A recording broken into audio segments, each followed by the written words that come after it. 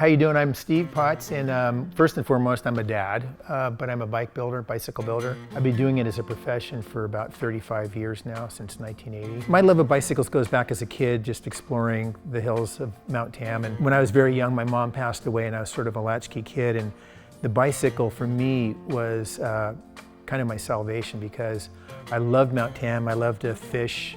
I loved to go exploring. I'd go bird hunting and all those things. And the bicycle was a great way for me to get out and explore. And I literally felt like I discovered the Wild West when I could make it all the way up Mount Tam and see Bolinas Ridge and Ridgecrest and Alpine Lake and all that. When I was 14, I started racing motorcycles. You know, as a flat track racer and a motocrosser, and I turned into an open expert. And when I was 17, I turned pro, and then I started racing the Class C Pro Circuit, which is the miles, half miles, indoors and short track. And that's a very fast and very furious and very taxing, serious sport. We traveled all over the country, and you know, the chance of getting hurt was always imminent. I continued to ride bicycles, and they became kind of a training platform. But during high school, Joe and I didn't have much contact. We were in different worlds. I was around the country racing, and through the years of racing, the nagging feeling of tranquility on the bicycle kept pulling me back in. Joe and I got to be good friends, and I helped Joe build some of his bikes in his shop, and we went to New Zealand, and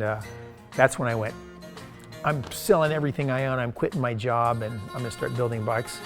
And I literally sold everything I had. I sold my home, I sold my truck, I sold my windsurfer, I sold tools, I sold everything I had. And I bought a mill, and I bought a lathe and some welding gear, and I rented this little 2-car garage. It was 35, 40 years ago. And I started putting tools together to build bikes. And I lived in that garage for 2 years with, you know, a water faucet out front and a Schwinn shop down the road for the bathroom. And I built bikes, and I had no idea anybody would even buy a bike. I just knew that's what I was going to do. It kind of went above and beyond what I'd ever dreamed of.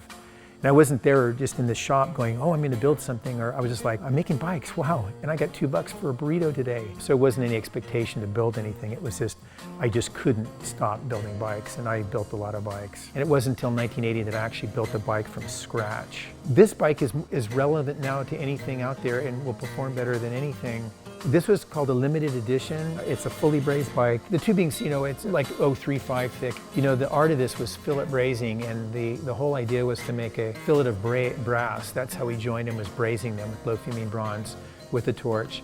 But the art was to make a beautiful transition so the tangent points were perfect. When you have acute angles, the fillet was a little different, and the open angles were a little bit longer. But it's called fillet brazing. It's a dying art form because it is so physically hard to do. All my bikes were built this way, though. I built them like this. I probably built 3,000 plus fillet brazed bikes, and I used to grind so much that my hands would go numb. You're running air tools at 20,000 RPM. At the end of the day, your hands are like, you can't feel them.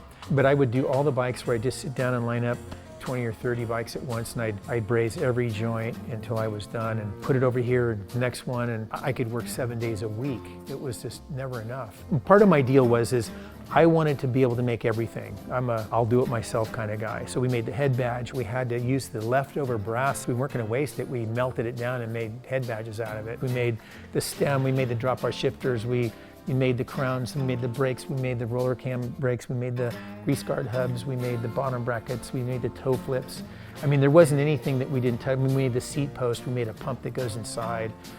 We designed the tires, probably one of the most technically advanced tires in the last 30 plus years. And the ground control tire turned out to be the biggest selling tire in bicycle history and the longest selling tire, and it set the bar for other tires. And we did 23 tire designs for Specialized, and it really built their company and kind of paved the way for our licensing and all the things we got to do. This original fork is a Charlie Cunningham design. One of the magical things about Charlie and I, we started WTV together. Charlie is really a brilliant guy, and he's a get-it-done guy, but he's like, once he's done with that, he's like ready to go for a ride. And I have a little different talent, which is looking at it and learning how to make it in an efficient way so it's aesthetically beautiful, so it's structurally strong, and so it's a finished product, and it's got all the clean lines and everything. It's really hard to beat.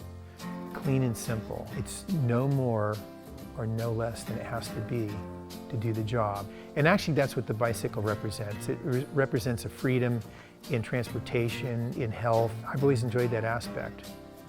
I've never been a bells and whistles guy. I'm more of a passion guy, and so when somebody buys one of my bikes, they're getting my hours, they're getting my labor. My mindset and Charlie's mindset was, God, we could make bike parts that last forever. Of course, We were told how stupid we were by the very top engineers of another great cycling component company that said, why would you want to do that? Don't you want to make next year's model? And we're thinking, no, we want to make bike parts that last forever. And he goes, that's not a very good business plan. I mean, you see things differently when you do it all yourself. You want to be efficient. It's a great feeling to pass on too.